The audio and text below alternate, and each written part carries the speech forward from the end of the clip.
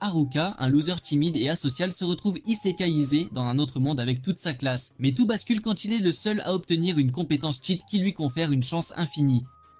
Maintenant, tous les méchants ne le lâchent plus. Tout commence avec Haruka, seul dans sa classe, car il ne supporte pas de parler à ses camarades envahissants. Soudain, un cercle magique apparaît au sol pour propulser tout le monde dans un isekai, et c'est la panique générale.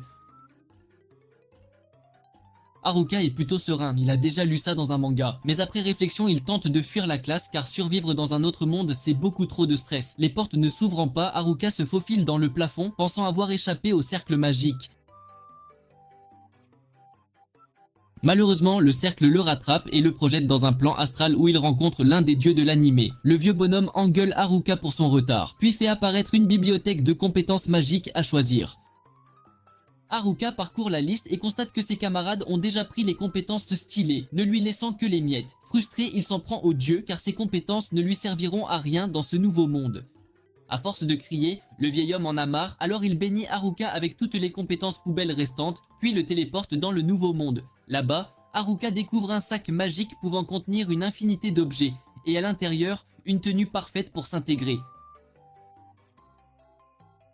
Il vérifie ensuite son statut et réalise que seule sa compétence de chance est au maximum, tandis que tout le reste est bloqué au niveau 1. Après ça, il part chercher de la nourriture et préparer un endroit qu'il pourra appeler chez lui. En chemin, il utilise sa compétence d'évaluation pour piller des légumes qui l'aideront à monter de niveau rapidement. Ensuite, il trouve une grotte dans les bois et se dit qu'il pourrait en faire sa maison. Le lendemain matin, il sort pour collecter plus de provisions et renforcer la sécurité de son nouveau foyer contre les monstres.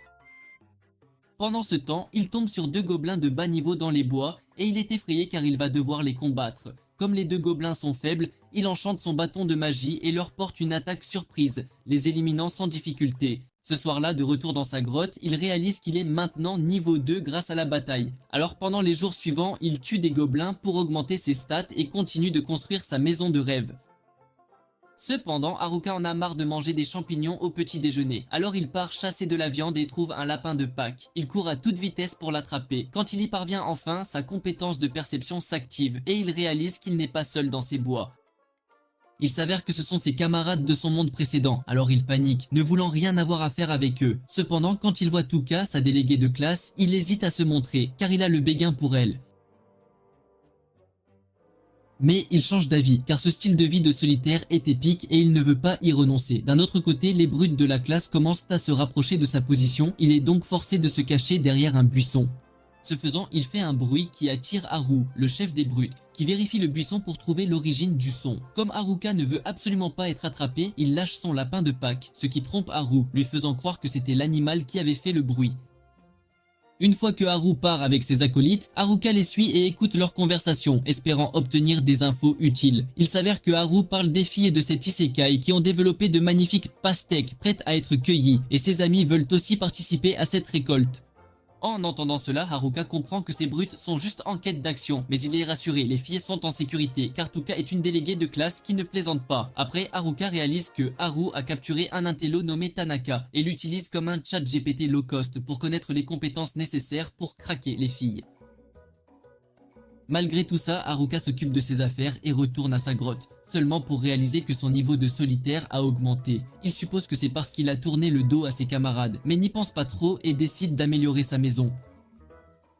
La nuit suivante, Haruka a du mal à dormir à cause du bruit qu'il entend dehors. Au début, il pense que c'est la bande de brutes, mais quand il sort, il découvre que ses camarades intello sont attaqués par des gobelins. Il les évalue et apprend qu'ils sont tous équipés de bonnes compétences et commence à s'en vouloir car lui est coincé avec des compétences nulles. Avant l'incident de l'isekai, la classe d'Haruka était remplie de toutes sortes de gens et ils formaient des groupes selon leurs affinités. Mais Haruka n'était dans aucun d'eux. À présent, il se souvient de ça et se demande comment il a survécu à l'école et décide aussi de partir car il pense que les intellos repousseront facilement les gobelins. Au moment où il s'apprête à partir, il remarque une autre bande de gobelins qui tentent d'embusquer le groupe d'intellos et est forcé de les défendre. Quand il a fini, les intellos sont choqués de le voir et ils commencent à le glorifier pour avoir sauvé leur vie pathétique. Un peu plus tard, Haruka les guide vers sa grotte et les intellos s'émerveillent du confort de l'endroit. Pendant qu'il s'installe, Haruka s'enquiert de ses autres camarades, seulement pour que les intellos lui révèlent qu'ils sont en fuite. Il y a environ une semaine, à leur arrivée dans ce monde, ils ont été attaqués par des gobelins. Et tout le monde, sauf les intellos, était complètement perdu. Avec les nouvelles compétences dont ils venaient d'être dotés, les intellos se sont unis et ont vaincu les gobelins jusqu'à ce qu'il n'en reste plus un seul. Après ça, Tuka a rallié tout le monde et les a divisés en groupes pour installer le camp, obtenir des provisions et d'autres éléments essentiels pour survivre dans ce monde. Son plan a fonctionné un temps et tout s'est bien passé jusqu'à ce que le groupe des filles décide de ne faire aucune tâche. Elles ont planté Tuka quand elle a essayé de leur parler et cela a poussé les autres groupes à abandonner leurs responsabilités. Alors que la coalition de classe s'effondrait, seuls les intellos sont restés aux côtés de Tuka pour les tâches de base, tandis que leurs camarades se prélassaient comme toutes ces petites amies capricieuses qui ne savent ni cuisiner ni se taire. Un jour, une bande de gobelins a attaqué le camp, alors les intellos se sont regroupés pour les vaincre. Après le combat, ils ont pensé qu'ils devraient améliorer leurs compétences pour pouvoir tenir tête au groupe des brutes qui en avait 6. Quelques jours passèrent et les intellos gardèrent un œil attentif sur le groupe des brutes, remarquant qu'ils essayaient aussi de monter de niveau. Ils ont eu peur en entendant Haru parler de ses plans de casser toutes les filles, alors ils se sont dépêchés de rapporter leur découverte à Tuka. Tuka a eu la nouvelle et a décidé d'améliorer ses compétences pour se protéger. Une nuit, alors qu'elle errait dans les bois, Haru et ses acolytes l'ont vue comme une cible facile et voulaient festoyer, mais Tuka avait d'autres plans pour eux. Grâce à sa compétence, elle les a rendus inconscients, permettant aux intellos d'utiliser leur pouvoir pour sceller leurs compétences de charme et de marionnettiste. À partir de là, les brutes ont été exposés aux autres élèves et ont donc été expulsés de force du camp. Après leur départ, la paix a régné dans le camp pendant quelques jours, jusqu'à ce qu'un soir, Haru et son groupe reviennent avec des armes pour tout saccager. Comme les élèves ont été pris par surprise et n'ont pas eu le temps de réagir, leur camp a été incendié. Par conséquent, les élèves restants ont tout mis sur le dos des intellos, affirmant que c'était eux qui avaient commencé une bagarre avec les brutes. Bien que Tuka soit intervenu pour les défendre, personne ne l'a écouté. Alors les intellos ont dû quitter le camp. À présent, Haruka finit d'écouter cette histoire et se sent mal pour les intellos. Alors il leur promet des champignons frits pour le dîner. Environ 2 jours plus tard, les intellos s'apprêtent à quitter la maison d'Haruka à la recherche de la ville la plus proche et ils essaient de convaincre Haruka de les rejoindre. Bien qu'Haruka sache que voyager avec eux serait amusant, il refuse, pensant que ses compétences nulles les ralentiraient. Alors que les intellos partent, Haruka s'en va à la recherche de ses autres camarades, mais il rencontre un kobold en chemin et le vainc facilement. La nuit, il atteint le camp des étudiants, mais réalise qu'il n'y a pas une seule âme. Il active ensuite sa compétence de détection d'ennemis et suit des empreintes récentes qui mènent dans les bois, seulement pour y trouver le groupe des filles.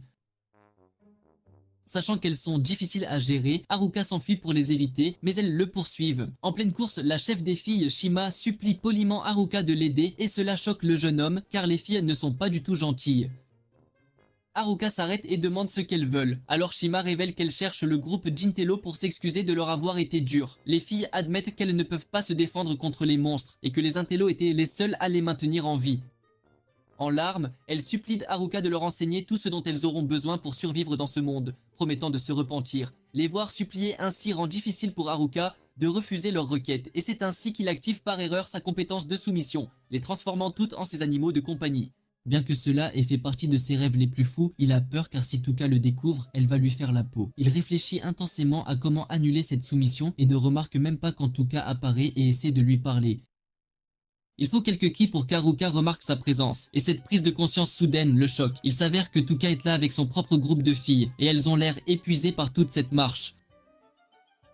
En regardant devant elle, Tuka remarque que le groupe des filles agit bizarrement et demande à Haruka ce qui leur arrive. Immédiatement, les cordes vocales d'Haruka se bloquent, et le jeune homme commence à réfléchir à la meilleure façon de s'expliquer. Il finit par avouer, alors Tuka lui tombe dessus, pensant qu'il voulait les chansonner jour et nuit. Les autres filles ressentent la même chose. Alors Haruka se sent mal à l'aise et essaie de rentrer chez lui, mais Tuka l'arrête. Elle secoue ensuite l'effet de soumission de Shima et des filles, et demande à entendre leur version de l'histoire. Quand elle a fini, elle réalise qu'Haruka est innocent, et le remercie même d'avoir accepté d'aider les filles. Après ça, Haruka dit qu'il rentre chez lui, mais cela intrigue Tuka qui trouve étrange qu'il ait déjà un appartement entièrement meublé. Toutes les autres filles sont excitées à l'idée de visiter l'endroit. Et après qu'Haruka ait révélé qu'il peut contenir beaucoup de monde, Tuka ravale sa fierté et le supplie de laisser les filles passer la nuit chez lui. La requête fait réaliser à Haruka que la vie est courte et que cette opportunité est en or, alors il accepte. Après une longue marche, Haruka et les filles arrivent enfin à la maison. En regardant autour d'elles, les filles sont impressionnées par les pièces bien décorées de la maison, alors elles commencent à courir partout pour explorer l'endroit. Après ça, Haruka les dirige vers la salle de bain pour se rafraîchir et elles se lâchent toutes, commençant à exposer leur atout. Mais la vue merveilleuse achève ce qu'il reste du cerveau dégénéré d'Haruka. La nuit, Haruka est frappé par une lucidité soudaine, alors il décide de dormir dans une tente car il ne peut pas gérer d'être entouré de toutes ses filles. Juste à ce moment, Tuka arrive et le remercie personnellement pour toute l'aide, mais elle se sent mal car elle ne pense pas bien diriger ses camarades. À cela, Haruka répond qu'elle a pris une bonne décision en faisant passer la nuit aux filles chez lui. Tuka se compare au groupe d'Intello qui peuvent facilement éliminer les monstres. Alors Haruka explique que les Intello sont juste faits différemment et qu'elle peut être spéciale à sa manière. Tuka se sent mieux après avoir entendu cela et remercie Haruka pour le discours d'encouragement avant de partir dormir.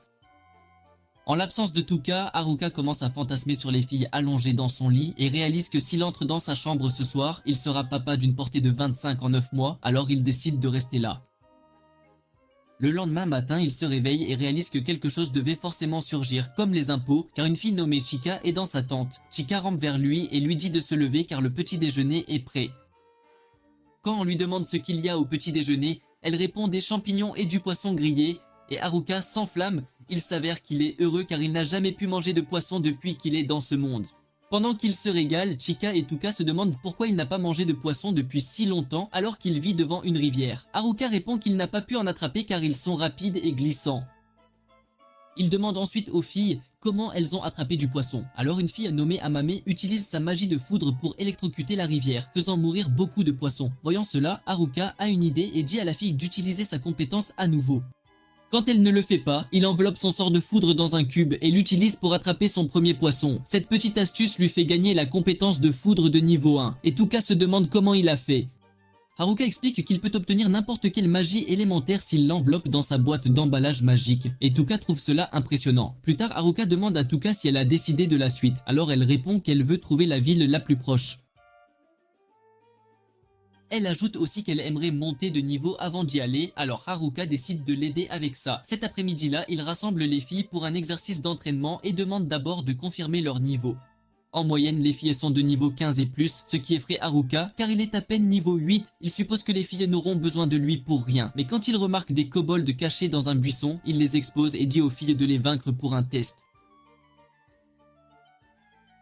En voyant les bêtes, Chika et les autres filles commencent à s'étirer pour faire monter l'adrénaline, et Haruka les encourage, pensant qu'elles vont livrer un bon combat. Cependant, quelques secondes après le début du combat, les filles sont pliées comme des serviettes et se font moquer par les kobolds.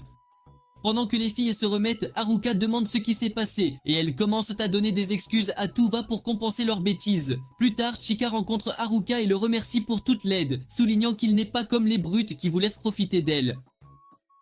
Elle promet ensuite de lui donner un autre poisson cuit demain matin en guise de remerciement, et Haruka l'attend avec impatience. Le lendemain, Haruka reçoit son poisson comme prévu, mais pendant qu'il mange, il entend les filles parler d'un match revanche contre les kobolds. Il s'inquiète car les filles vont encore se faire plier, mais est soulagé quand Tuka leur dit de s'entraîner d'abord. Après des heures d'entraînement intensif, les filles arrivent sur le champ de bataille, prêtes à en découdre. Les kobolds arrivent et commencent à les provoquer. Mais quand la bataille commence, les filles s'unissent et réduisent les bêtes en bouillie. Après le match, Tuka tape dans la main de ses filles pour un travail bien fait et Haruka suppose que son travail avec elle est terminé. Alors qu'il pense à retourner à sa vie de solitaire, Tuka apparaît devant lui, le remerciant d'avoir entraîné les filles et lui disant aussi qu'il les rejoindra dans la prochaine ville. Haruka est choqué car il n'a jamais accepté de la rejoindre, mais elle ne lui laisse pas le choix. La nuit, un étudiant non identifié court dans les bois car quelqu'un le poursuit. Comme il pleut, il glisse et tombe, alors le gars encapuchonné qui le chasse le rattrape et l'étrangle à mort. Le lendemain, Haruka guide les filles hors des bois car les brutes de la classe sont à leur trousse. En chemin, il rencontre un orc dont le hobby est la musculation extrême, alors il dit aux filles de le regarder pour qu'elles apprennent à se battre.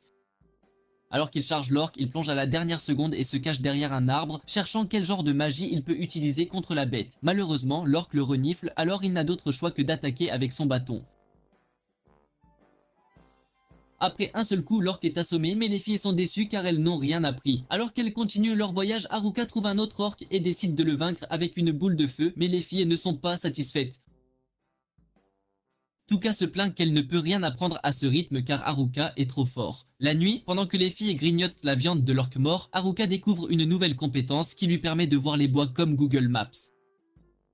Juste à ce moment, il remarque des mouvements dans les bois et pense que ce sont les brutes de la classe. Mais il est soulagé quand il voit que ce sont les Gym Bros. Il suppose qu'ils sont après les filles pour leur lait et propager le virus de la beaufitude, mais les Gym Bros nient et disent à Haruka qu'ils sont là pour le voir.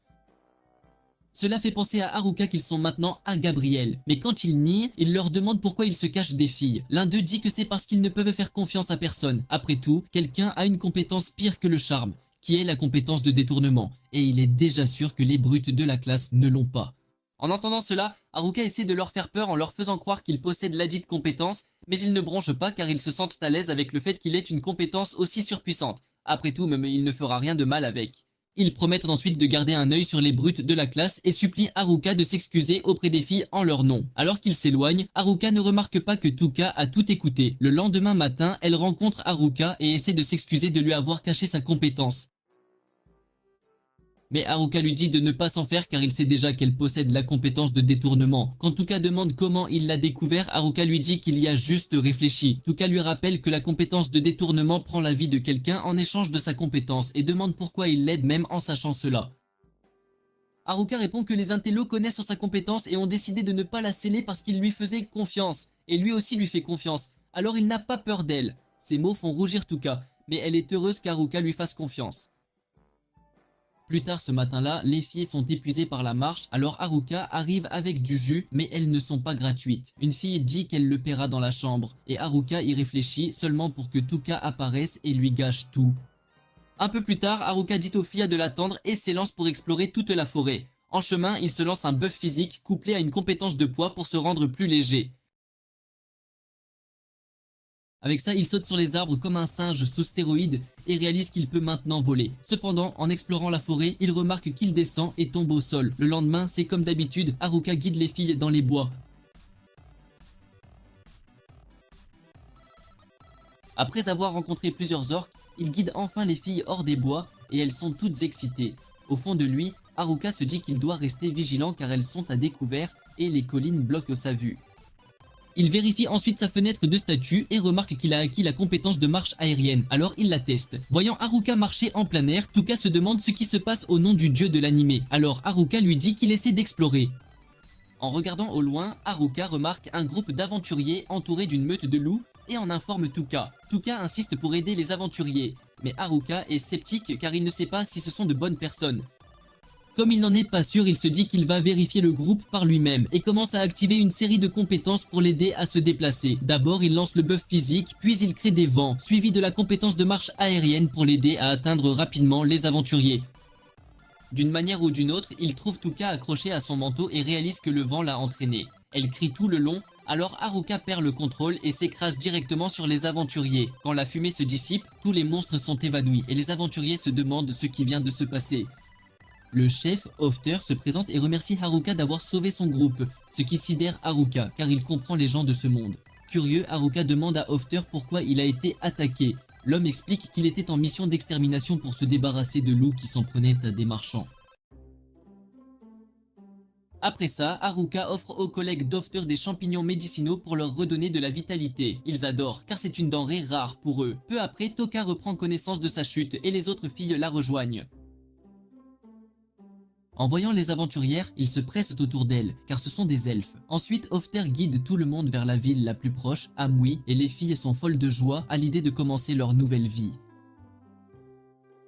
Pendant ce temps, les brutes de la classe ont fini de monter de niveau dans les bois et sont prêtes à retrouver toutes les filles ondulantes de leur monde. Alors qu'ils se préparent à partir, Tanaka dit à Haru de prioriser le déblocage de leurs compétences de charme. Haru décide donc d'attaquer d'abord le groupe de nerds, car ce sont eux qui ont scellé ses compétences. À leur insu, les sportifs de la classe les observent dans les bois, terrifiés que les brutes passent déjà à l'action. À Amui, Toka et les filles s'amusent à explorer la ville, et elles s'arrêtent toutes à la guilde des aventuriers pour s'inscrire. En entrant dans la guilde, Haruka remarque les regards assassins des aventuriers et manque de faire pipi dans sa culotte. Quelques minutes passent et il est convoqué par le chef de la guilde, qui n'a pas l'air d'avoir souri depuis sa naissance. Haruka est terrifié de le rencontrer, mais il est soulagé quand le type le remercie d'avoir sauvé le groupe d'Hofter. Un peu plus tard, Haruka passe voir l'évaluateur de la guilde pour estimer toutes les gemmes qu'il a obtenues en battant des monstres dans les bois. Quand il les décharge, la préposée est choquée et se plaint qu'il y a trop de gemmes. Elle lui dit qu'il devra revenir chercher son argent demain, et Haruka est d'accord. En partant, il réalise que les filles sont déjà inscrites comme aventurières, et Shima le force à faire de même.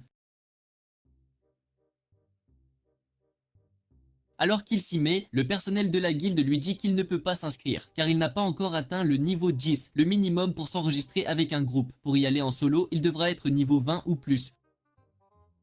Mais ça brise le cœur d'Haruka car il sera coincé comme un nid pendant longtemps. Ce soir-là, Tuka mène tout le monde à un logement, mais Haruka panique car chaque bâtiment a un logo Love et il pense que c'est un hôtel de passe.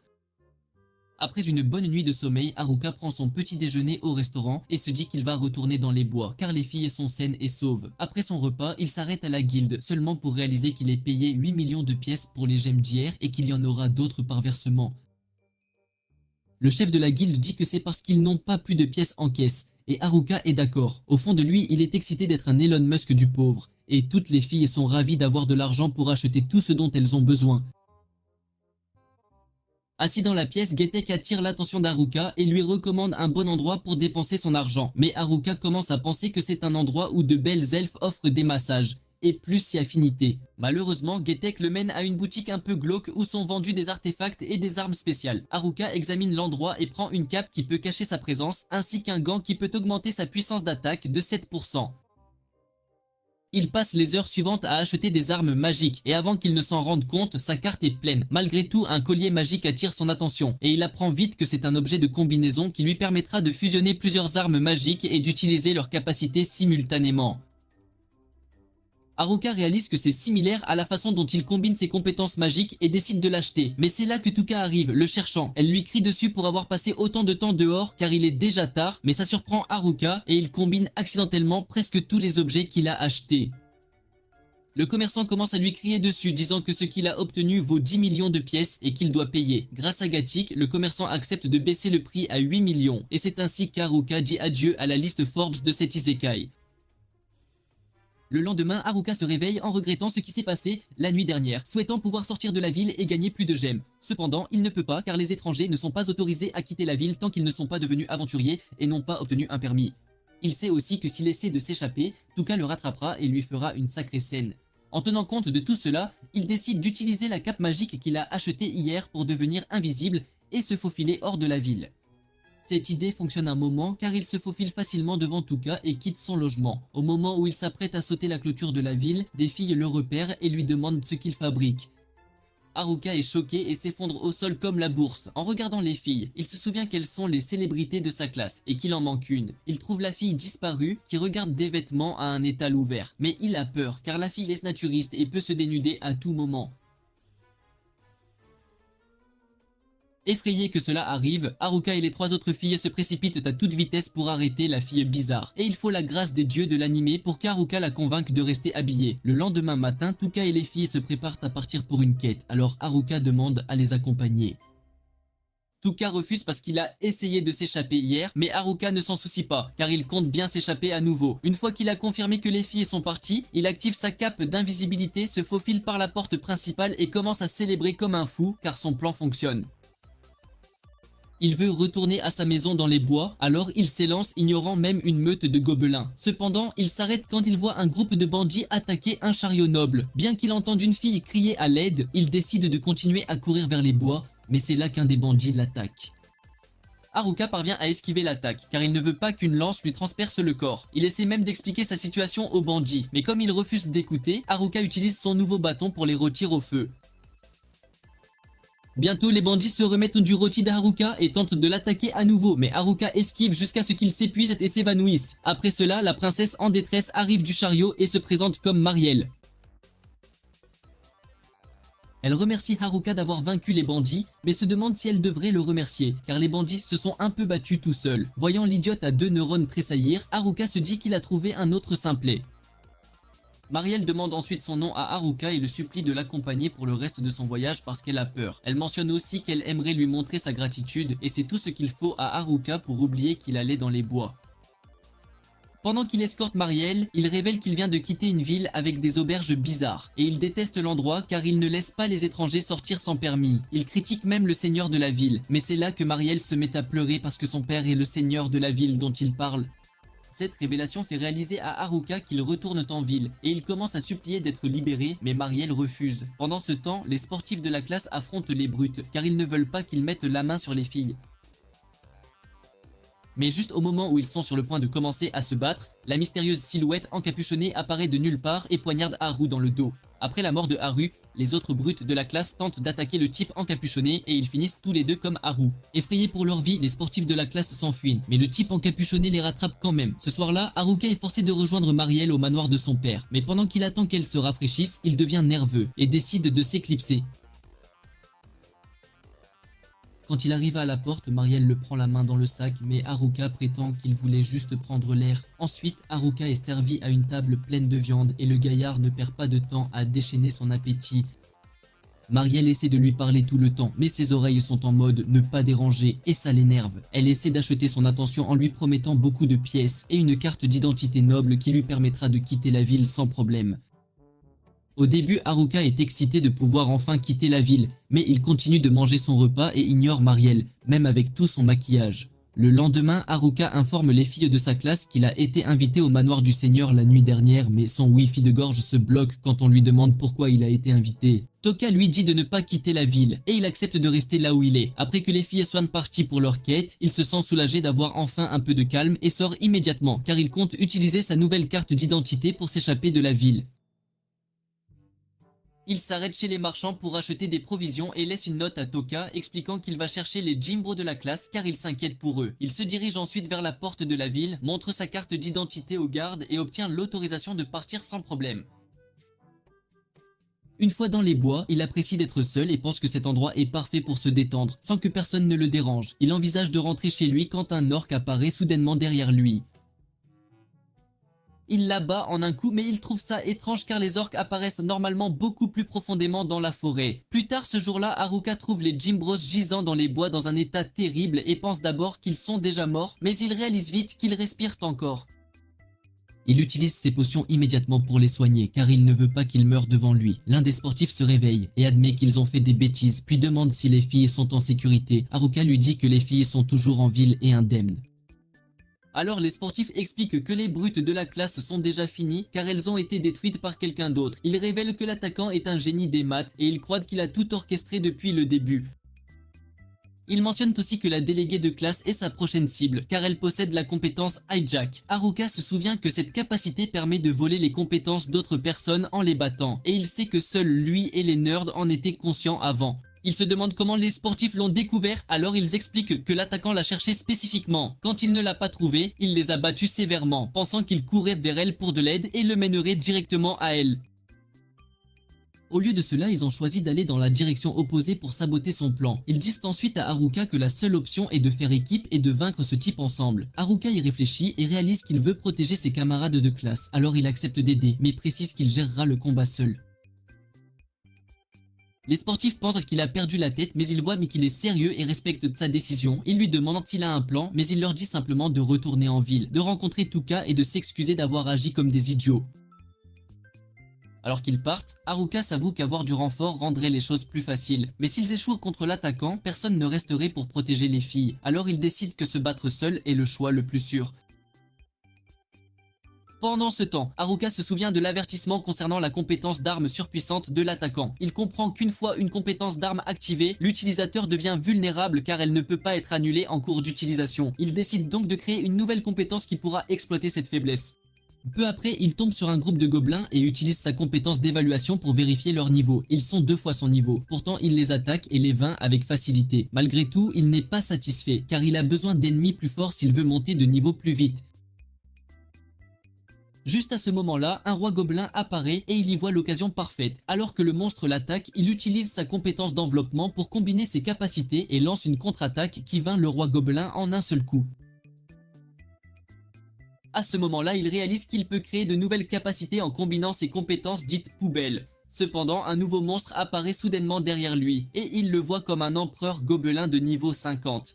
Il sait que l'écart entre eux est énorme puisqu'il n'est que de niveau 9. Pourtant, il croit qu'il a encore une chance en utilisant ses combinaisons de compétences. Il attaque le premier et le met à terre, mais la créature récupère vite et commence à l'attaquer. Il remarque qu'il utilise aussi une compétence d'arme et finit par repérer une ouverture qui lui permet d'infliger des dégâts. Cependant, le monstre se soigne instantanément et le projette dans les arbres. Pendant un instant, il se sent fini. Mais quand il se souvient de l'état des sportifs, il réalise qu'il est encore en meilleure forme qu'eux. Cette pensée le pousse à se relever et à continuer de se battre. Après une longue lutte, il vainc enfin l'empereur Gobelin et atteint le niveau 11. En ville, les filles remarquent les Jim Bros et Tuka leur demandent ce qui leur est arrivé. Ils lui disent qu'ils vont bien, alors elles demandent immédiatement des nouvelles d'Haruka qui, révèle-t-il, est dans les bois, se battant complètement seul. De retour dans les bois, Tanaka admet qu'il s'attendait à ce que les sportifs le mènent directement à Tuka, mais il réalise maintenant qu'ils l'ont déjoué, ce qui le fait se sentir stupide. Il révèle ensuite qu'il contrôlait les brutes de la classe depuis le début. Haruka comprend que Tanaka a tout planifié depuis le début, et Tanaka le confirme, expliquant qu'il a utilisé les brutes de la classe pour diviser le groupe. En entendant cela, Haruka se met en colère et exige de savoir ce qui est arrivé à leurs autres camarades de classe. Alors Tanaka admet nonchalamment qu'il les a déjà éliminés. Il déclare ensuite que son prochain objectif est Tuka et méprise Haruka, le traitant de perdant qui n'a que des compétences inutiles. Haruka répond qu'il ne laissera pas Tanaka faire du mal à leurs camarades de classe, expliquant que même quelqu'un qui préfère être seul a des gens à protéger. Tanaka lui dit simplement de se préparer à mourir. Tanaka active immédiatement ses capacités, faisant craquer et se fendre le sol sous eux, tandis qu'il se vante que de retour dans le plan astral, il s'est assuré que toutes les compétences restantes après qu'il ait choisi les siennes étaient complètement inutiles. Il se moque d'Haruka, affirmant que ses pouvoirs sont pathétiques comparés aux siens, et lui lance des rochers tout en activant sa capacité de tweak pour perturber la mobilité d'Haruka. Haruka essaie d'esquiver, mais il réalise vite que son corps ne répond pas comme il le devrait, rendant même les mouvements simples difficiles. Tanaka invoque ensuite des pics de glace d'en bas, pourtant Haruka parvient à tous les éviter, ce qui semble piquer la curiosité de Tanaka. Il demande depuis combien de temps Haruka est méfiant, et Haruka admet qu'il a remarqué le comportement de Tanaka dès qu'il l'a vu agir de manière inhabituellement proche des anciennes brutes de la classe. Haruka interroge Tanaka sur le moment où il a conçu son plan pour la première fois, et Tanaka explique que cela a commencé dans la chambre blanche une fois qu'il a réalisé que quelqu'un avait déjà revendiqué Hijack. Après cela, il invoque des racines qui s'enroulent autour d'Haruka tout en lançant simultanément une énorme boule de feu. Confiant que le combat est terminé, Tanaka semble surpris quand Haruka commence à drainer sa magie, grâce aux propriétés d'absorption des vignes. Haruka charge pour finir la bataille rapidement, mais Tanaka bloque son coup avec une lame et remarque que l'inutilité de la magie n'est pas un problème puisqu'il a d'innombrables armes à sa disposition. Tanaka lance immédiatement un assaut incessant, échangeant continuellement d'armes pour créer des schémas d'attaque imprévisibles qui rendent la défense difficile pour Haruka. Haruka recule pour esquiver un coup mais est quand même touché et s'écrase au sol tandis que Tanaka le nargue, lui demandant s'il est prêt à se rendre. En observant le combat, Haruka réalise que Tanaka utilise Copycat pour dupliquer plusieurs capacités d'armes qu'il a volées à leurs camarades de classe et il comprend que Tanaka prévoit d'utiliser Copycat sur la déléguée de classe pour s'approprier sa compétence Hijack avant de l'éliminer. Tanaka admet que son but ultime est de devenir imbattable en collectant les capacités surpuissantes de tout le monde. Il se jette sur Haruka qui bloque à peine et essaie de contrer, mais Tanaka active Apparition et disparaît, laissant Haruka momentanément figé. Croyant qu'Haruka s'est rendu, Tanaka se précipite, mais Haruka révèle qu'il fait semblant, esquivant l'attaque avec précision. Haruka demande ensuite si Tanaka ne peut activer des compétences identiques que 3 fois, le prenant au dépourvu.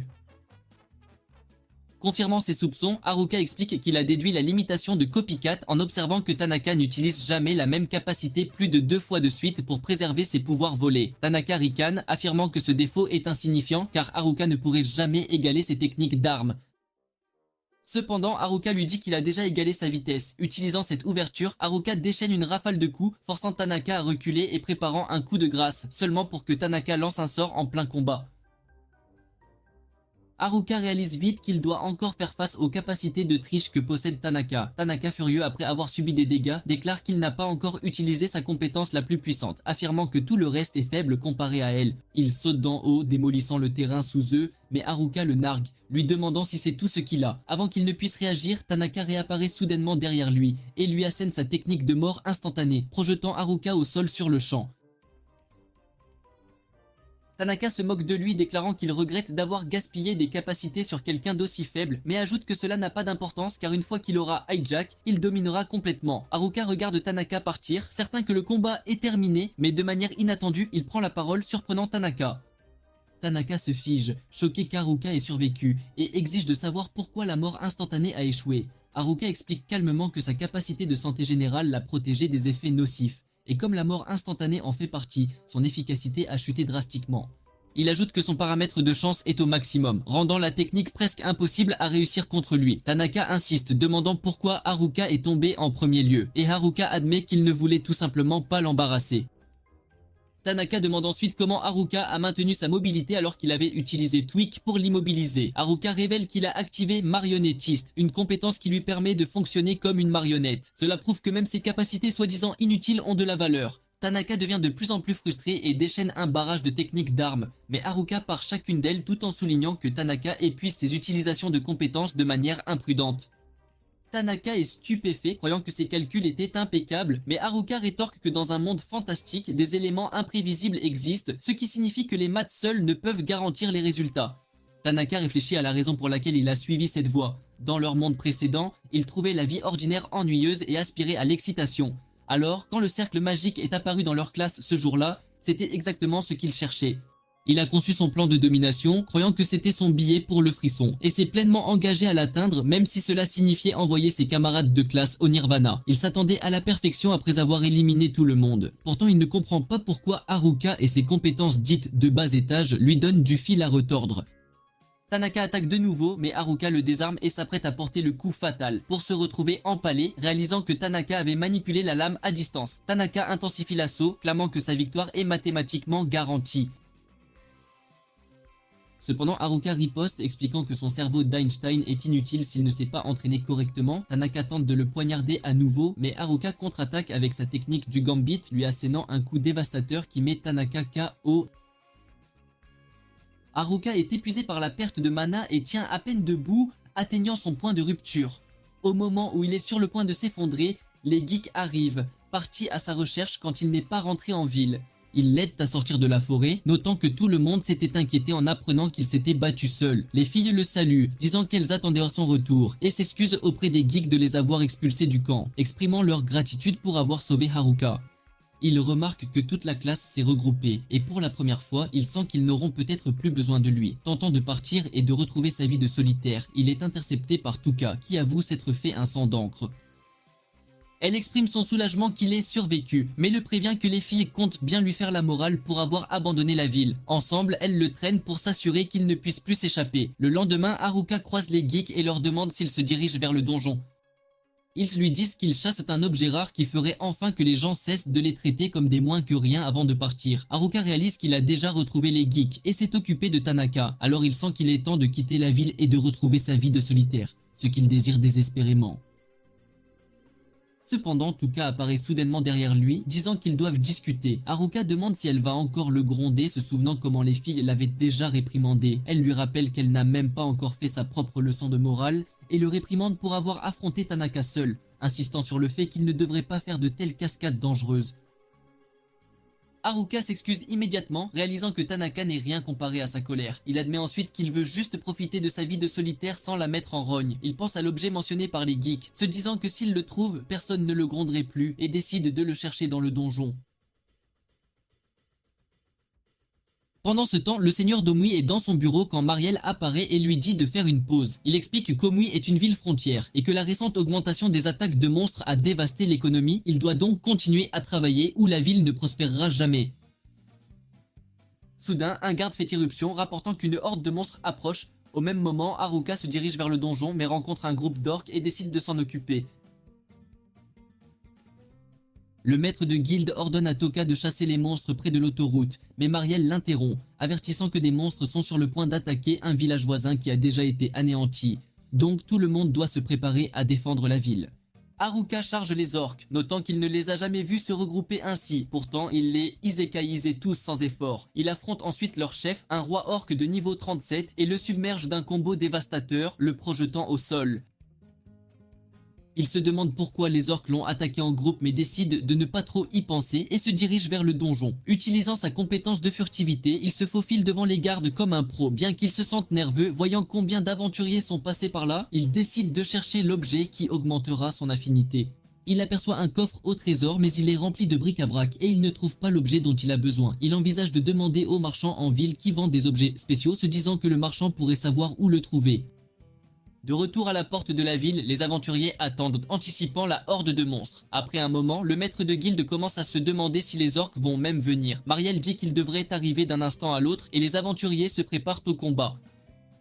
Bientôt, quelque chose approche, mais il s'avère que c'est Haruka. Il demande ce qu'ils font là, et Toka explique qu'ils se sont rassemblés pour défendre la ville, parce qu'une horde d'orques approche. Haruka mentionne nonchalamment qu'il s'en est déjà occupé, et ne les a même pas considérés comme une vraie menace tellement ils étaient faibles, laissant tout le monde incrédule. Les filles le réprimandent pour s'être mis en danger encore une fois. Mariel et le maître de guilde le remerciant d'avoir protégé la ville, mais le réprimandent pour avoir combattu les orques en solo, soulignant qu'il aurait pu y laisser sa peau. Ils expliquent qu'ils lui font la morale pour l'empêcher de recommencer, d'autant plus que l'activité des monstres a augmenté et qu'une débandade pourrait survenir à tout moment. Haruka réalise que tout le monde le surveille et pense qu'il ne pourra jamais vraiment profiter de sa vie de solitaire. Malgré tout, il décide que l'utilisation de l'objet de faveur est le seul moyen d'atteindre son objectif, et sa détermination à le trouver s'intensifie. Le lendemain, Haruka rend visite au marchand à l'air sans âme qui vend des objets spéciaux. Pourtant, le marchand suppose immédiatement qu'Haruka va causer des ennuis et prétend n'avoir rien à vendre. Haruka clarifie qu'il ne veut que des informations sur l'objet de faveur. Le marchand lui parle enfin de l'anneau de phéromone et explique qu'on peut le trouver dans un donjon voisin. Haruka suppose que c'est l'objet rare mentionné par les geeks, alors il demande au marchand où il peut être trouvé. Le marchand explique qu'il se trouve dans une partie inexplorée du donjon, au-delà du 50e étage. Il révèle que le donjon compte 100 étages, et que chacun est gardé par un maître d'étage qui doit être vaincu pour aller plus loin. Il mentionne également des rumeurs concernant un être puissant appelé l'empereur du donjon. Avant qu'Haruka ne parte, il lui conseille de faire le plein de potions. Haruka accepte, mais dit qu'il les achètera plutôt à l'épicerie du coin, ce qui surprend le marchand. Les geeks surprennent la conversation et informent les filles, qui commencent à se demander pourquoi Haruka veut l'anneau de phéromone. Elles supposent qu'il compte l'utiliser pour charmer tout le monde, alors elles décident de l'arrêter ensemble. Pendant ce temps, Haruka se dirige vers le donjon mais trouve ses camarades de classe qui l'attendent. Touka lui demande pourquoi il cherche l'anneau de phéromone, alors il le nie et prétend qu'il est à la recherche de l'anneau de Salomon, qui lui permet de parler aux animaux. Ses camarades de classe ne le croient pas, alors il court vers le donjon avec tout le monde à ses trousses. Haruka suppose qu'ils veulent aussi l'anneau de phéromone et prend de l'avance, mais il déclenche un piège et tombe dans une fosse. Touka essaie de l'attraper mais échoue, et il se prépare à l'impact. Juste avant d'atterrir, il utilise la magie de la terre pour transformer le sol en trampoline et survit. Il regarde autour de lui et pense qu'il a peut-être atteint le fond. Il essaie de remonter en utilisant la marche aérienne, mais elle ne peut pas être utilisée verticalement. Vérifiant ses compétences, il réalise qu'il a acquis la conscience spatiale et la détection de pièges. En les utilisant, il trouve un couloir qui pourrait mener à la sortie, mais réalise vite qu'il a atteint le 101e étage et s'inquiète d'un boss caché. Alors qu'il avance dans le couloir, le lourd miasme rend la respiration difficile. Il atteint une porte et sent quelque chose de puissant derrière elle. Quand il l'ouvre, il rencontre la figure squelettique connue sous le nom d'empereur du donjon. En utilisant l'évaluation, il apprend qu'il est de niveau 100. Ailleurs, ses camarades de classe le cherchent et atteignent le 47e étage sans succès. Ils trouvent une porte de téléportation et Touka demande si elle mène à l'entrée. Un geek explique qu'elle n'apparaît qu'après avoir nettoyé un étage, ce qui leur fait douter que Haruka l'ait utilisé. Il leur rappelle que c'est le plus ancien grand donjon, où les rumeurs disent que l'empereur du donjon règne sur le niveau le plus bas. Les filles envisagent de faire demi-tour car elles peinent contre des monstres de niveau 40, mais l'une d'elles leur rappelle qu'Haruka les a déjà sauvés. Le groupe accepte de continuer à chercher. De son côté, Haruka remarque que les statistiques de l'empereur du donjon sont cachées, mais sait qu'il est extrêmement fort. Puisque les attaques à distance ne fonctionneront pas, il réduit la distance et attaque à grande vitesse. La figure squelettique bloque le coup avec aisance, prouvant qu'elle peut l'égaler. Pourtant, Haruka refuse de reculer, croyant qu'il doit surpasser sa vitesse pour le vaincre. Pendant ce temps, le seigneur d'Omui observe la ville depuis sa fenêtre, tandis que Mariel remarque des nuages sombres se former autour du donjon, ce qui lui fait penser que des monstres dangereux sont sur le point d'apparaître. Il lui dit d'alerter la guilde des aventuriers immédiatement et de s'assurer qu'ils sont prêts si les choses tournent mal. À l'intérieur du donjon, Haruka continue d'essayer de vaincre l'empereur du donjon en comptant sur sa vitesse. Pourtant, chaque attaque est bloquée. Il réalise qu'il doit bouger encore plus vite et lance une série de coups implacables. Soudain, il a une étrange vision de lui-même se faisant poignarder, ce qui le force à battre en retraite. Il comprend qu'en repoussant ses limites, sa lentille de contact débloque une nouvelle capacité qui lui permet de prédire les attaques avant qu'elles ne se produisent. Même avec cet avantage, il sait qu'il ne peut se permettre la moindre erreur car l'empereur peut le vaincre instantanément. La bataille continue jusqu'à ce qu'Haruka manque de magie et d'endurance et l'empereur commence à marcher vers lui. Il croit que c'est la fin mais remarque que la créature ne l'achève pas. Il réalise que ce monstre est différent car il ne sent aucune intention de le désanimer. Il en conclut que la seule raison pour laquelle il est encore en vie est que l'empereur ne veut pas l'éliminer. Il tente une dernière fois et se précipite par derrière, mais l'empereur tire son épée et la pointe sur son cou. À ce moment, Haruka réalise que le miasme le contrôle. Il remarque alors que son bâton absorbe le miasme. Alors il continue d'attaquer tout en laissant le bâton l'aspirer jusqu'à ce que tout soit absorbé. Une fois le miasme disparu, l'empereur cesse de combattre. Haruka comprend qu'il s'était retenu plus tôt parce qu'il voulait que quelqu'un mette fin à sa souffrance. L'empereur lâche son arme, mais le miasme revient soudainement et commence à reprendre le contrôle. Haruka envisage d'y mettre fin, mais au lieu de cela, il serre la créature dans ses bras car il ne peut se résoudre à la détruire. Cette action déclenche sa compétence de soumission, même s'il ne comprend pas entièrement comment elle fonctionne. D'une manière ou d'une autre, cela libère l'empereur du contrôle du miasme, alors il lui demande s'il est prêt à travailler avec lui. Mais il reste silencieux au début, lui faisant penser qu'il est contrarié de devenir son serviteur. Peu après, il secoue la tête et Haruka réalise qu'il le comprend. En utilisant l'évaluation, il voit que son niveau a été réinitialisé à 1 et découvre que son nom est Angelica, ce qui le choque car il a, sans le savoir, transformé une autre femme en sa servante. Il balaye ça d'un revers de main, après tout, elle n'est plus qu'un être squelettique. Ils commencent à sortir du donjon et atteignent finalement le 100e étage, où Haruka remarque des escaliers qui pourraient mener à la surface. Cependant, le maître d'étage apparaît et se révèle être une armure vivante de niveau 100.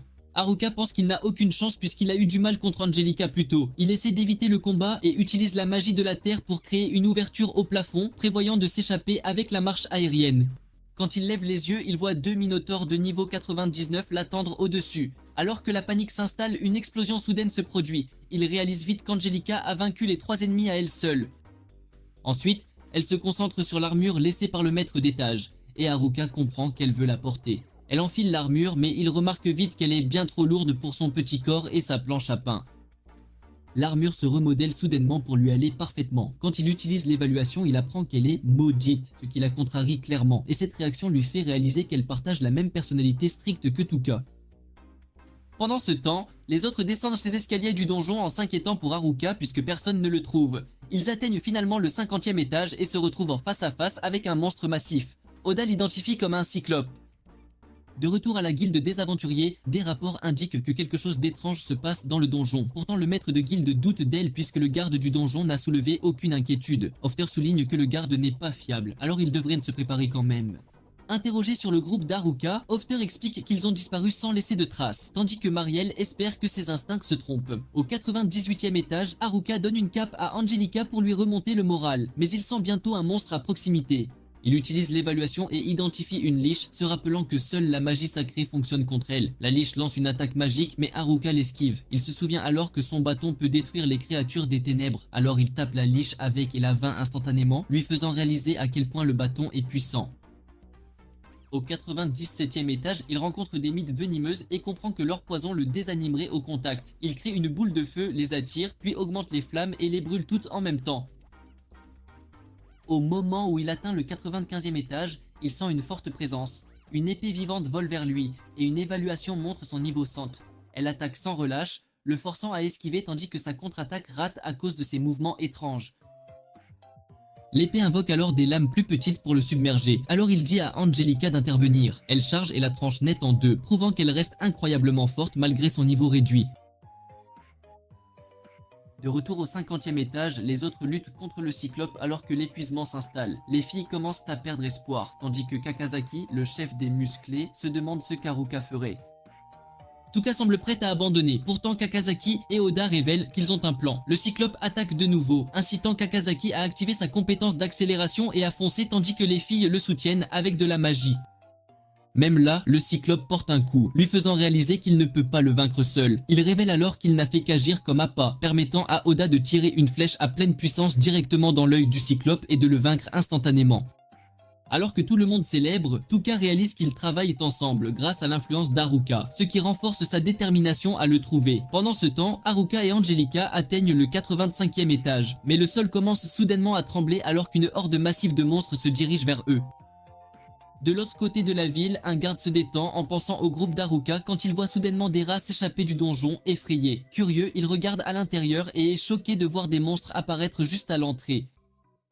Il court immédiatement rapporter cela au maître de guilde, qui réalise que le donjon le plus profond a commencé à libérer des monstres dans le monde extérieur. Pendant ce temps, les monstres sortent du donjon par centaines, et ils sont prêts à combattre. De retour en ville, tout le monde avec le maître de guilde est en mode panique en réalisant ce qu'ils vont faire. Ils se demandent si le groupe d'Haruka est encore en vie après être entré dans un endroit si dangereux. Alors le maître de guilde sort un vieux document et explique que le donjon est en fait une structure vivante qui ne cesse de s'étendre vers le bas.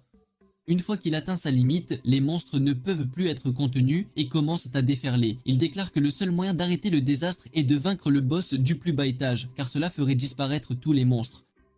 Un tremblement de terre frappe soudainement, confirmant que les monstres ont commencé leur avancée, et il ordonne à tout le monde de défendre la ville de leur vie. Pendant ce temps, Haruka rencontre un groupe de griffons et utilise rapidement un poison paralysant sur un poisson avant de le lancer en l'air. Les griffons le mangent, deviennent immobilisés, et il les vainc avec facilité. Cependant, au 54e étage du donjon, Toka mène les filles pour trouver Haruka aussi vite que possible. Au même moment, les garçons sont confrontés à une meute de kobolds qui veulent les utiliser pour se mettre en appétit. De retour en ville, les aventuriers parviennent à vaincre la première vague de monstres, mais Gatik avertit que ce n'est que le début.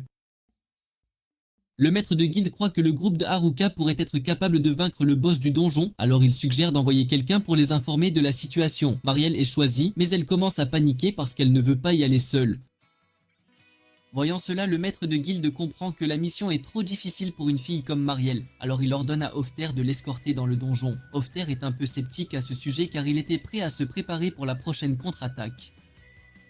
Cependant, le maître de guilde lui dit de ne pas s'inquiéter car lui, Gatik et les autres la défendront quoi qu'il arrive. Puisque Gatik est aussi de la partie, Hofter fait un dernier salut et se prépare à partir pour le donjon avec Marielle.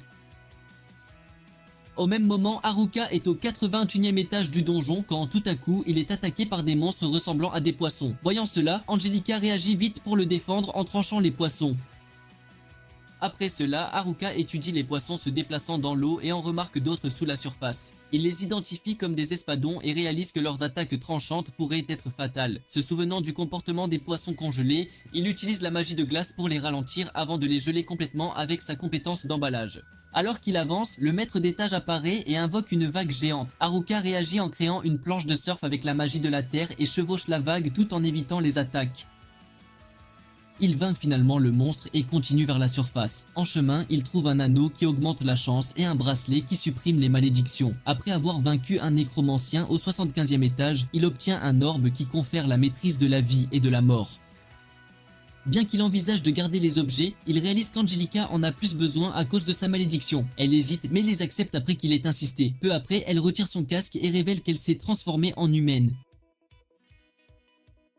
Pendant ce temps, au 54e étage, les étudiants rencontrent une meute de loups-garous pendant leur recherche de Haruka. Ils parviennent à les vaincre mais Touka réalise que tout le monde est maintenant extrêmement épuisé. Juste à ce moment-là, ils entendent quelque chose approcher et se préparent au combat. Mais il s'avère que ce sont Marielle et Hofter. On leur dit qu'Haruka est porté disparu, mais Touka reste confiante qu'il ira bien car il parvient toujours à survivre d'une manière ou d'une autre, quoi qu'il arrive. Pendant ce temps, Haruka arrive au 74e étage et réalise qu'il est rempli de lave, ce qui rend toute la zone insupportable. Il avance prudemment tout en remarquant des pièges éparpillés partout, mais la chaleur extrême commence à l'épuiser si gravement qu'il pense qu'il pourrait s'effondrer avant même de s'en occuper. Angelica pointe vers un coin et il comprend que cela offre un endroit plus sûr pour se reposer. Il prend un moment pour récupérer et remarque du vent s'engouffrant par une ouverture proche. Décidant de rester là, il utilise la magie du vent pour créer une douce brise qui le rafraîchit et l'aide à restaurer son endurance. Au même moment, Touka entend soudainement sa voix et réalise qu'elle vient de derrière un mur. Elle l'appelle et il comprend qu'ils sont près du trou par lequel il est tombé. Elle lui demande s'il peut remonter, mais il explique que ce n'est pas possible. Quand il demande à quel étage ils sont, elle lui dit qu'ils sont au 54e étage et il promet de la retrouver là-bas. Marielle révèle ensuite la situation avec la débandade de monstres, expliquant que les aventuriers ont déjà du mal à repousser les vagues. Hofter ajoute qu'ils ont rencontré la deuxième vague en se dirigeant vers le donjon. Elle explique que le seul moyen d'arrêter la troisième vague est de vaincre le boss du donjon. Haruka pense d'abord qu'elle parle d'Angelica et dit qu'il l'a déjà battue, ce qui fait qu'Oda se demande pourquoi la deuxième vague est apparue. Hofter lui demande sans détour s'il a vaincu le boss, car c'est l'unique façon de stopper la catastrophe. Haruka comprend ce qu'il faut faire, mais il ne peut se résoudre à éliminer Angelica, surtout après avoir découvert qu'elle était prisonnière du donjon depuis tant d'années. Il avoue n'avoir pas achevé le boss, mais il affirme qu'il trouvera malgré tout une solution pour sauver tout le monde. Il explique à Angelica qu'il a besoin de son aide pour stopper la débandade et rassure Tokad en lui disant qu'il gérera la situation. Elle lui répond qu'elle a entièrement confiance en lui car il les a toujours tirés d'affaire par le passé. La deuxième vague s'est abattue violemment sur la porte, forçant Gatek à ouvrir le feu sur les monstres qui progressaient. Malgré tous ses efforts, le nombre écrasant d'ennemis a commencé à le faire reculer. Il a reconnu que chacun avait atteint ses limites, mais le maître de guilde les a vivement exhortés à ne surtout pas baisser les bras, leur rappelant que Mariel avait tout risqué en s'aventurant dans le donjon pour les secourir. Il les a encouragés à s'accrocher à l'espoir et à placer toute leur confiance dans le groupe de Haruka, car il représentait l'ultime rempart de la ville face à cette débandade. Au cœur du donjon, Haruka a fait savoir aux autres qu'il avançait sans relâche vers les étages supérieurs, tandis que Mariel le suppliait d'accélérer, consciente qu'il était leur unique espoir d'éviter la destruction totale de la ville. Au 73e étage, Haruka a croisé un groupe de monstres lézards et a très vite décelé leur vulnérabilité au froid. Grâce à sa magie, il les a figés sur place, offrant ainsi à Angelica l'occasion d'éliminer ses adversaires immobilisés. En parvenant au 60e étage, ils ont été assaillis par un chien rapide à 2 têtes. Comprenant qu'il se fiait à son odorat, Haruka a lancé une bouteille de vinaigre pour brouiller son flair, créant une brèche parfaite pour qu'Angelica puisse l'achever. Ensuite, ils ont passé en revue leur butin et Haruka a fusionné tous les matériaux qu'il pouvait exploiter, bien qu'il restait profondément frustré de n'avoir toujours pas mis la main sur l'anneau de phéromone. Angelica lui a alors suggéré de prendre un peu de repos, mais Haruka, parfaitement conscient de l'urgence, a catégoriquement refusé de ralentir le rythme. Au 69e étage, ils ont dû faire face à un hibou capable d'hypnotiser ses adversaires. Haruka, persuadé que sa compétence de santé générale le mettrait à l'abri, a été totalement pris de court lorsque l'épuisement l'a empêché d'activer cette compétence, le faisant s'écrouler sur le champ. À son réveil, il a découvert Angelica en train de le transporter et s'est empressé de s'excuser de l'avoir tant inquiété. Pendant ce temps, dans une autre partie du donjon, les autres se débattaient désespérément contre un sphinx de niveau 100. Kakazaki et Oda ont bien tenté des attaques répétées, mais absolument aucune n'a eu le moindre effet. Après avoir expliqué que cette créature était en substance immortelle, son véritable rôle étant de défier les aventuriers par des énigmes plutôt que de s'engager dans un combat direct. Comprenant qu'ils affrontaient une entité bien au-delà de leur capacité de victoire, le groupe s'est retrouvé complètement submergé tandis que le sphinx poursuivait sans relâche son assaut. Haruka parvient au 59e étage et remercie chaleureusement Angelica de l'avoir aidé à se remettre sur pied, mais il manque de peu de glisser d'une falaise en réalisant que le sol peut s'effondrer à tout instant. Il perçoit soudain une présence familière, tandis que les autres, eux, perdent tout espoir face au sphinx, sachant pertinemment qu'ils ne peuvent absolument pas le vaincre. Alors que le sphinx s'apprête à mettre fin au jour de Tuka, Haruka surgit juste à temps et utilise ses gantelets pour annuler son immunité physique. Il fait remarquer que cette créature n'est absolument rien comparée à Angelica, étant donné qu'elle est elle-même un boss de donjon et d'un coup net, elle lui tranche la tête. Tuka est folle de joie de le revoir et lui dit que tout le monde attendait son grand retour avec impatience, mais elle s'empresse aussitôt de demander des nouvelles d'Angelica. Haruka est sur le point de la présenter lorsque le sol se dérobe sous leurs pieds, ce qui plonge Tuka dans une panique totale. Il parvient à retrouver son équilibre et bondit en arrière vers le groupe, expliquant qu'il ne tombera pas, car il a acquis de nouvelles compétences. Pourtant, le sol s'effondre une fois de plus, et cette fois, il se retrouve en très grand danger. Tuka l'attrape juste avant qu'il ne chute et refuse catégoriquement de le lâcher, et avec l'aide précieuse des autres, ils le ramènent tous en lieu sûr. Le groupe entier la couvre de louanges pour ce sauvetage héroïque, mais Oda leur rappelle qu'il est bien trop tôt pour se relâcher, car la troisième vague de monstres est déjà en pleine progression vers la ville. Mariel s'inquiète que la ville ne soit purement et simplement anéantie s'il reste les bras croisés, alors Tuka demande à Haruka ce qu'il compte entreprendre. Il leur explique qu'Angelica est la pièce maîtresse pour enrayer cette débandade, et ils utilisent aussitôt la porte de distorsion pour regagner la surface et retrouver le maître de guilde. Cependant, Muriel les alerte que la troisième vague est déjà en train de se refermer sur eux. Ils aperçoivent très vite une armée colossale de monstres, et le maître de guilde réalise alors qu'ils sont terriblement inférieurs en nombre, sans la moindre chance réelle de victoire. Le sol se met à trembler violemment, ce qui jette les civils dans une panique générale, mais le seigneur Domway les rassure, affirmant que les aventuriers sauront maîtriser cette menace. Le désespoir le plus total se propage dans la foule, persuadé que la fin est imminente, mais Angelica s'avance d'un pas décidé et plante son épée dans le sol, libérant une puissante décharge d'énergie qui se propage instantanément vers les monstres. Haruka explique qu'en sa qualité de boss du donjon, elle détient l'autorité absolue pour les anéantir, et un éclair fulgurant s'ensuit, faisant disparaître l'armée entière. La foule peine à comprendre ce qui vient de se produire, alors Haruka lui explique qu'Angelica a simplement utilisé son pouvoir pour les sauver. Oda réalise alors qu'Angelica est en fait l'empereur du donjon, ce qui pousse tout le monde à se demander si elle est réellement un monstre ou pas. Haruka les rassure en leur affirmant qu'elle n'est absolument pas dangereuse et leur explique même qu'elle lui a déjà sauvé la vie par le passé. Il poursuit en clarifiant que, bien qu'elle soit retombée au niveau 1, elle conserve néanmoins suffisamment d'autorité pour dominer les autres monstres, mais son influence ne s'exerce que lorsqu'elle se trouve à proximité d'eux. Lorsqu'on lui demande ce qu'il est advenu des monstres qui ont disparu, Haruka explique qu'Angelica ne les a pas anéantis, mais qu'elle les a simplement renvoyés à l'intérieur du donjon. La menace étant désormais écartée, la ville est officiellement déclarée en sécurité, et le soulagement se mue rapidement en une joyeuse célébration, les habitants réalisant qu'ils peuvent enfin reprendre le cours de leur vie normale. Plus tard, Haruka étale fièrement les objets qu'il a méticuleusement collectés dans le donjon, révélant qu'ils sont d'une rareté exceptionnelle et prêts à être mis en vente. L'excitation est à son comble, mais les filles se mettent aussitôt à se chamailler pour savoir qui aura quoi, laissant les garçons bien trop intimidés pour oser intervenir. Remarquant cette situation, Haruka distribue discrètement aux garçons les objets qu'il avait déjà soigneusement mis de côté pour eux, s'attirant ainsi leur profonde gratitude. Tandis que chacun est pleinement satisfait de ses acquisitions, Haruka, lui, demeure toujours préoccupé par le sort d'Angelica.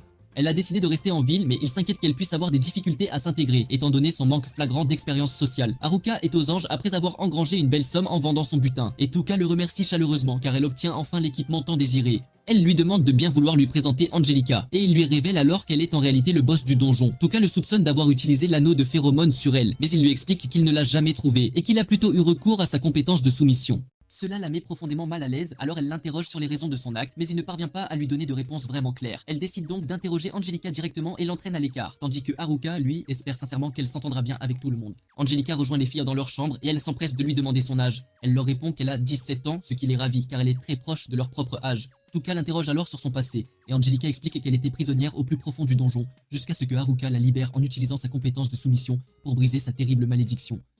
Désireuse qu'elle tisse des liens avec tout le monde, Tuka l'invite chaleureusement à prendre un bain avec elle. Angelica peine à retirer sa lourde armure, alors les filles viennent à son secours, partant du principe qu'elle souhaite tout de même rester propre, malgré son apparence squelettique. Une fois l'armure enfin retirée, elles sont absolument stupéfaites de découvrir qu'elle est en réalité une magnifique jeune fille, dissimulée sous cette carapace. Cette nuit-là, Haruka consulte ses statistiques et réalise qu'il a atteint le niveau 18 et qu'il a même acquis une toute nouvelle compétence, bien qu'il ne puisse pas encore l'utiliser pour le moment. Il comprend parfaitement qu'il n'est pas suffisamment fort pour affronter seul une nouvelle catastrophe. Alors il décide qu'il doit absolument devenir plus puissant et envisage sérieusement de retourner s'entraîner dans les bois. Le lendemain, il demande à Tuka la permission de s'y exercer et elle accepte volontiers, mais l'avertit de faire très attention. Lorsqu'il demande à Angelica de l'accompagner, elle se sent soudainement très mal à l'aise, car il s'apprête à passer du temps seul avec une personne qu'il connaît encore si peu. Elle les arrête net, mais ne parvient pas à exprimer clairement son inquiétude et se contente de lui dire de bien prendre soin d'Angelica. Dans les profondeurs des bois, Haruka met à l'épreuve sa toute nouvelle compétence de déplacement rapide afin d'accroître sa vitesse, mais il glisse malheureusement et chute d'une falaise. Il utilise alors ses autres capacités pour atterrir en toute sécurité et réalise qu'il a encore grandement besoin de s'exercer. Angelica perd également pied, mais il la rattrape de justesse et remarque qu'elle est étonnamment lourde pour quelqu'un qui n'est fait que d'os. Chez lui, Haruka se prépare à prendre son bain et plaisante en suggérant à Angelica de le rejoindre, avant de se raviser aussitôt en disant que c'est impossible, car elle reste une jeune fille. Elle entre soudainement dans la salle de bain et il ne parvient pas à la reconnaître du premier coup. Une fois qu'il a enfin compris de qui il s'agit, il est pris d'une immense gêne et décide qu'ils doivent absolument avoir une discussion. Comme elle est incapable de parler, Angelica explique alors par des gestes ce qui lui est précisément arrivé. Ils comprennent que l'empereur du donjon était à l'origine totalement dépourvu de vie, mais que l'armure maudite a restauré son corps, tandis que le bracelet a levé toutes les restrictions. L'orbe du nécromancien et l'anneau de fortune ont ensuite contribué à restaurer sa force vitale, lui permettant ainsi de retrouver pleinement sa forme humaine. Haruka comprend qu'elle l'a aidé par pure gratitude, mais il ressent une certaine culpabilité, craignant de lui ôter sa liberté. Il lui dit qu'elle est désormais libre de choisir sa propre voie, mais elle devient alors très émue, lui montrant clairement qu'elle ne souhaite absolument pas rester seule. Il décide de rester à ses côtés et lui raconte des histoires de son propre voyage, tandis qu'elle l'écoute attentivement et commence à réaliser qu'il est, lui aussi, quelqu'un qui a vécu une profonde solitude. Le lendemain, Haruka défie Angelica à un match d'entraînement car il souhaite ardemment tester sa toute nouvelle compétence et évaluer ses progrès. Elle accepte le défi, et il remarque aussitôt qu'elle se déplace bien plus rapidement maintenant qu'elle n'est plus entravée par sa malédiction. Il est convaincu que sa compétence de déplacement rapide peut réduire cet écart, alors il se prépare mentalement. Lorsqu'elle attaque, il utilise son déplacement rapide pour esquiver ses coups et réalise qu'il progresse réellement. Malgré tout, il comprend que son niveau et ses statistiques demeurent encore faibles, mais sa détermination à devenir plus puissant, elle, ne faiblit absolument pas. Il tente une contre-attaque, mais elle lui tapote la tête avec une aisance déconcertante, le forçant à accepter qu'il ne peut toujours pas rivaliser avec elle. Il admet n'avoir pas encore totalement maîtrisé sa compétence de déplacement rapide, et lui promet qu'un jour, il la surpassera. Après leur séance d'entraînement, ils partent pêcher ensemble, et Haruka décide de préparer un délicieux hot pot. Angelica ne sait absolument pas comment découper le poisson, alors il lui montre patiemment toutes les étapes du processus. Une fois le repas enfin prêt, ils s'installent et dégustent leur plat. Haruka déclare qu'il est complètement rassasié, mais Angelica le tire soudainement à l'écart. Elle lui demande de s'asseoir juste à côté d'elle et commence à lui faire un massage, bien qu'elle rate absolument tous les points sensibles. Il fait semblant que cela l'aide énormément et elle lui demande alors comment elle pourrait encore l'assister. Il l'amène dehors où ils observent en silence le ciel nocturne côte à côte. Il lui tapote doucement la tête et la remercie sincèrement d'avoir partagé ce moment avec lui. Elle tente de parler mais aucun son ne sort de sa bouche et il la rassure en lui disant qu'il comprend parfaitement tous ses efforts pour s'améliorer. Le lendemain, ils reprennent la route en direction de la ville, mais une pluie fine commence à tomber.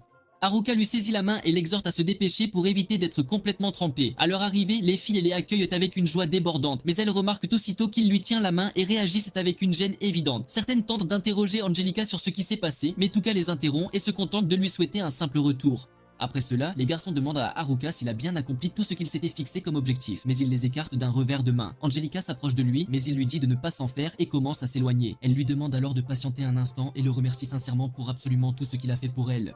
Il est profondément surpris de l'entendre enfin parler pour la toute première fois. Elle rejoint ensuite les filles et il ressent un immense soulagement en la voyant tisser des liens avec les autres. Il réalise alors que si chacun porte en soi des luttes bien différentes, tous partagent néanmoins ce même besoin fondamental de soutien.